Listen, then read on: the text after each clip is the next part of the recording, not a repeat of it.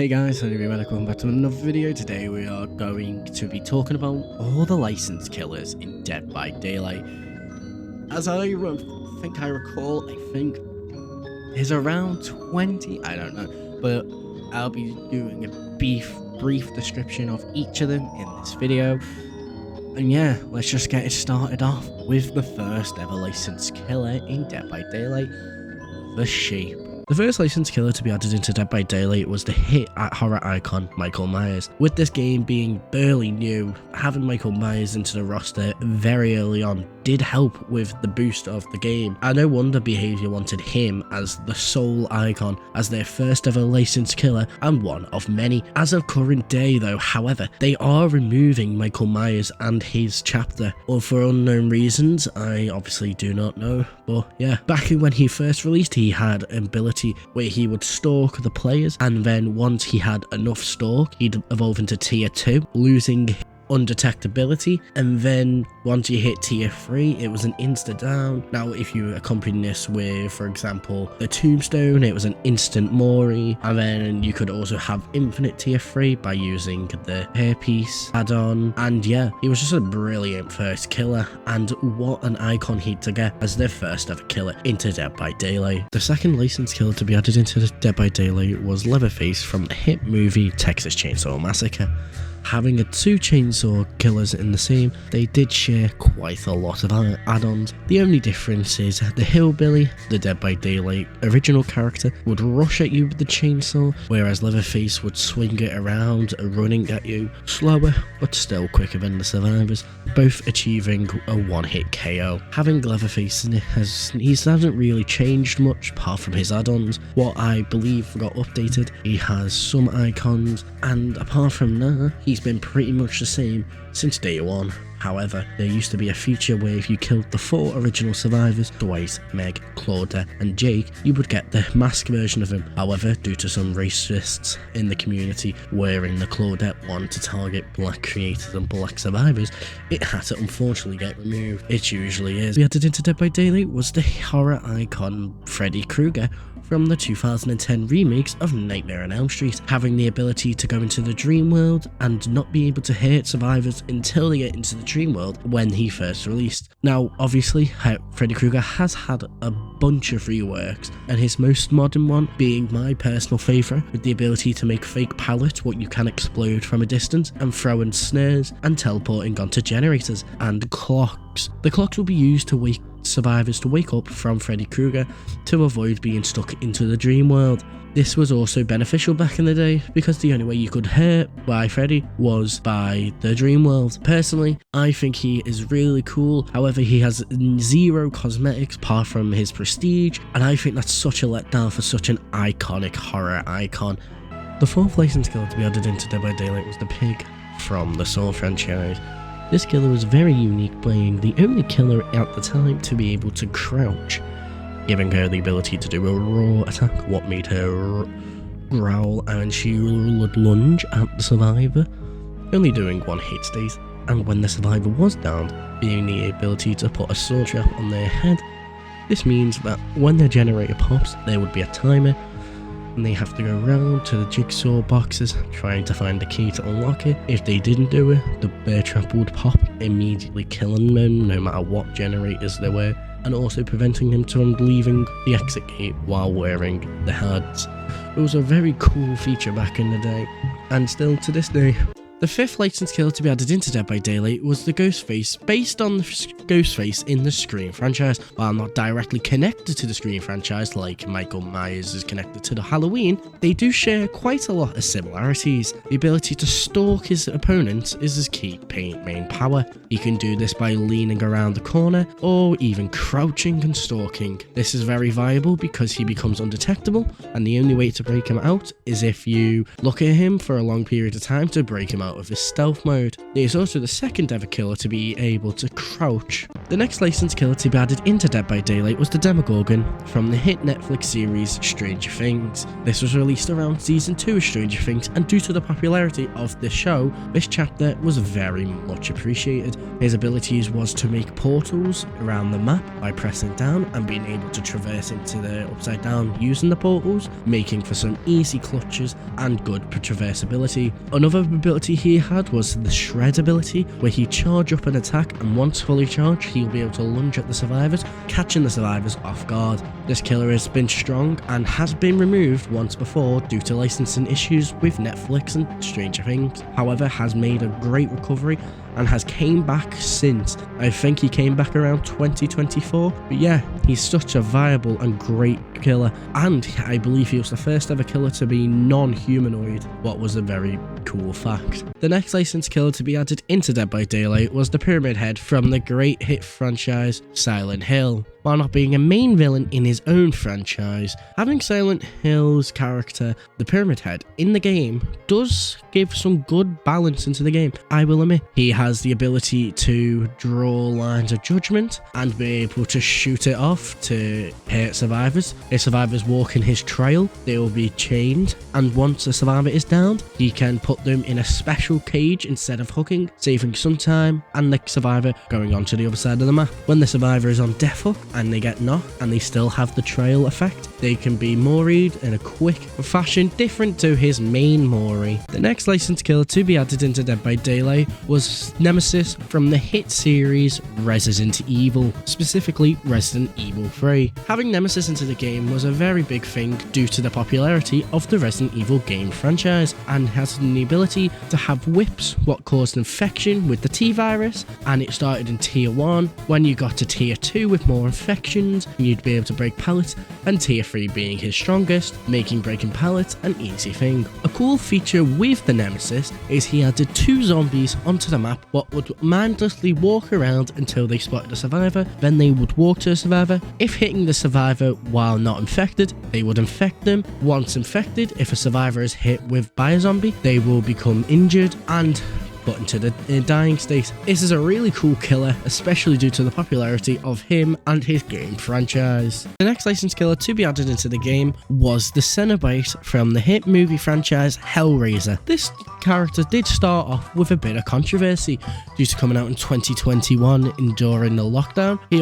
They wanted to include NFTs into the chapter, what the community really did not enjoy due to the fact that NFTs were seen as pointless and stupid and only thing rich people would buy. His abilities, what is to chain people. He can send out chains, and if it hits the survivor, the chains will slow down the survivors. He'd also be able to get the lament configuration. What if the survivors did not get in time? Chain hunt would happen, where a bunch of chains would attack the survivors until either the lament configuration was solved or the Cenobite picked up the lament configuration, causing himself to be undetectable. However, if you were to buy this killer nowadays, you would not be able to, due to the fact that his chapter has been removed and the return of it is probably not likely. The next licensed Dead by Daylight killer to be added into Dead by Daylight was the Onryo from the hit franchise Ring, or the Japanese variant and original Ringu. This specific Sadako was taken from the Japanese adaptation original. Anyway, her powers was she can teleport through televisions and place her randomly across the map. I think usually they're near gens, or I can't remember. And when she goes through, if a survivor sees her, it will build up a charge on her condemn meter. Once her condemned meter is fully charged, she can perform a special exit mori. It's really cool. She can also demanifest. When she's demanifested, she cannot attack, but she also flashes in and out, so she's kind of invisible. And when she's manifested, she can obviously attack. It just turns into an M1 killer. People don't really like her that much because she is just an M1 killer. Her abilities don't really help, and this is why she's not picked that much. The next licensed killer to be added into Dead by Daylight was the Mastermind, or better known as Albert Wesker, from the Resident Evil franchise. His ability is the Ouroboros. He can charge it up, and he can dash at survivors. He can also dash through windows, causing him to vault a window and still have a charge. This has 2 charges. If a survivor gets hit by it, they get flung back, and if they hit a wall or a surface, they lose a health state state. Once a survivor is fully infected with the Ouroboros virus, as soon as they get grabbed, it's an instant down and then instant pick up. Really broken. However, survivors can easily counter this by finding special chests similar to how the Nemesis has the T-virus injections, but this time it's first aid sprays. These sprays have 2 charges and once sprayed gets rid of the infection. This killer is a very strong, especially you saw him a lot now. You don't see him as much nowadays, but as when he came out, he was a very prominent killer. The next killer to be added into Dead by Daylight was the Xenomorph from the hit horror franchise Aliens. This killer was a very big surprise for all fans who will enjoy the movies because no one was really expecting Alien to be added. His abilities are he can crawl into tunnels you find on the tunnel entrances are scattered around the map. He can crawl under it, and once a survivor walks above one when you are near one, it shows little foot drops showing if survivor's near. It's really good for tool. Another ability this alien has is it can crouch on all fours, getting a slight speed boost, and it makes itself shorter so you can't really see it, and it has a tail whip attack. This tail whip attack is a bit long range. It can go over pallets if you aim it correctly. It's kind of easy to counter, but this killer is a really good killer, and I really do enjoy playing it, especially with the Xenomorph Queen skin. That skin is actually good. The next killer to be added into Dead by Daylight was a bit of a surprise. It was Chucky from the hit franchise Chucky. No one was expecting or understanding how they would do it, but when they released he was coming into the game, it was really a shock.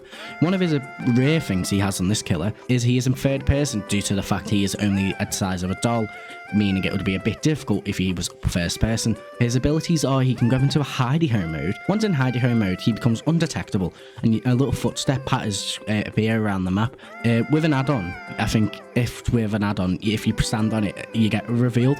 But also another thing, when he's in hidey-ho mode, he can do a little dash ability, and he just charges. If he comes in contact with a drop pallet at this time, he scurries under it and continues his dash for a bit more.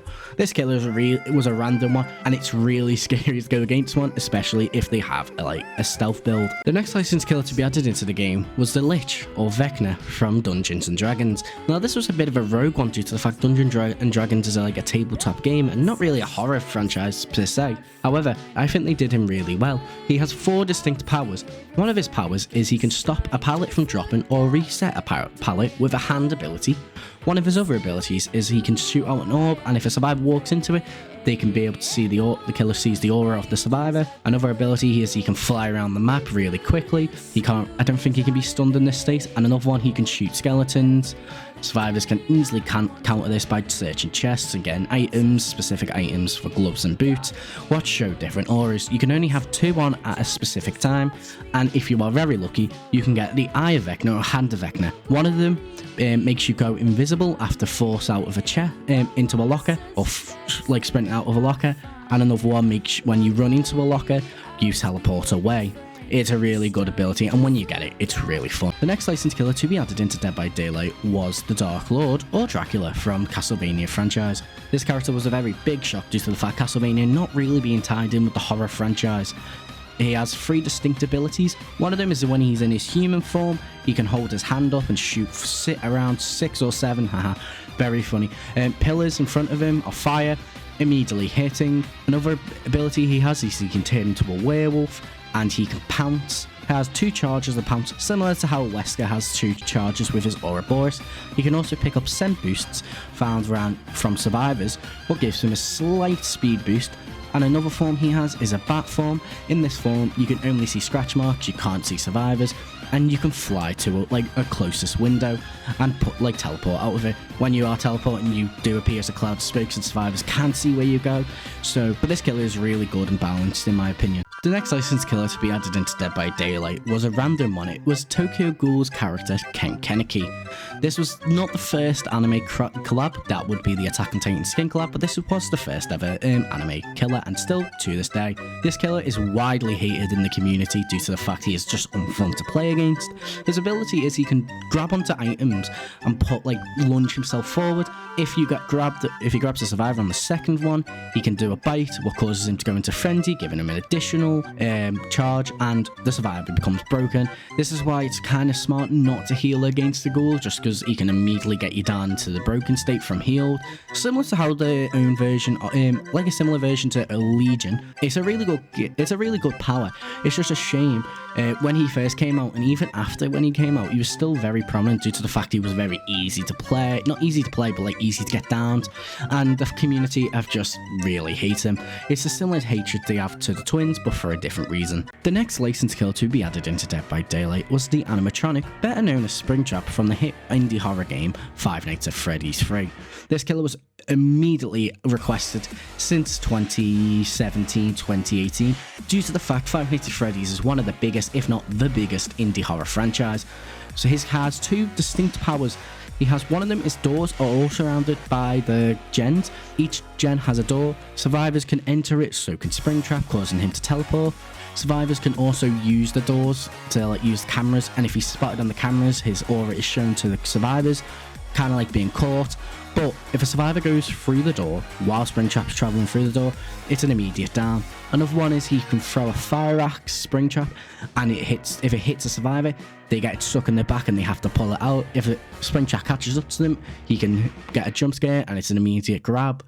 Or he can hit it on the floor, and I think he gets a speed boost every time he walks through. This killer was a big surprise when it first dropped, but still really good. Personally, I think they could have done a tiny bit more with the kit, but that's just me. And I like how they did it, and I love the skin. Glitch Trap, it is so cool, even though people say it's pay to win. Next licensed killer to be added into Dead by Daylight was the Project, also known as Vecna, from the hit Netflix show Stranger Things. This is due to the fact Stranger Things Season 5 was coming out, even though none of us expected in the community. Expected another Stranger Things killer after the Demogorgon. This killer has two distinct powers. He can shoot tentacles up from the ground, like it's a little mini attack. If it hits a survivor without being in the upside down, it just builds onto the charge. If a survivor gets hit by it twice, the map turns into the upside down, and that attack will do damage.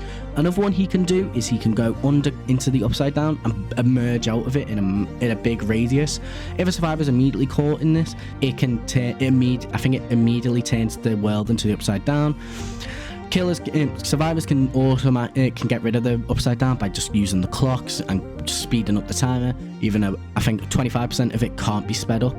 And if a survivor is hit by this ability 5 times and their charge is spinning, they get lifted up into the air, similar to how it was in the show, and it gets a unique Mori, one I personally think is really cool.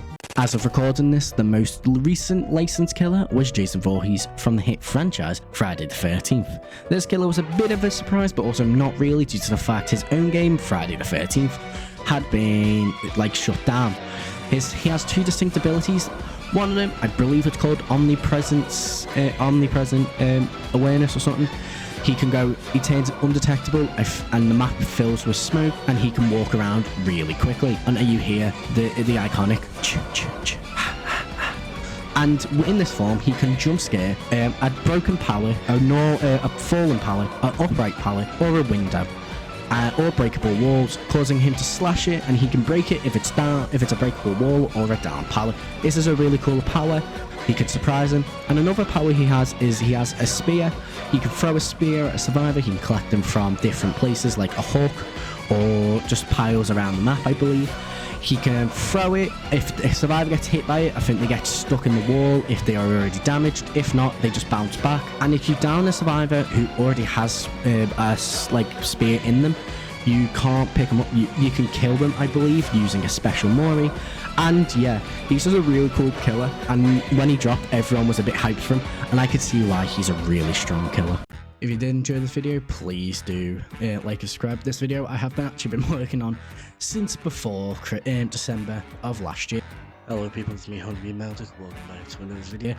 Life got in the way, and I thought this would be a perfect video for drop for the 10th anniversary. What is, I believe, starting sometime next week. So the next killer comes out in November, and I believe it's Art the Clown from the Terrify series. Once he does, I'll do a brief description on him. Do go check out my other videos. Sorry, this video is a bit long. Some of my mic is a bit weird. As I said, it was recorded last year before I got my good mic mic I'm using now, so it was on the really bad, poor £5 mic. Sorry if it is, and some of it was a bit weird, audio went a bit weird when recording, I do apologise. But yeah, if you did enjoy this video, please do go and check out other ones. I do appreciate you guys checking out this video, and if you stayed for this long to see this, thanks. Why didn't you drop a subscribe? It's free, innit? And if you change your mind sometime down the road, you can always do that. I'm not going to kick off, am I? Anyway, I'll see you guys in the next video. Bye bye.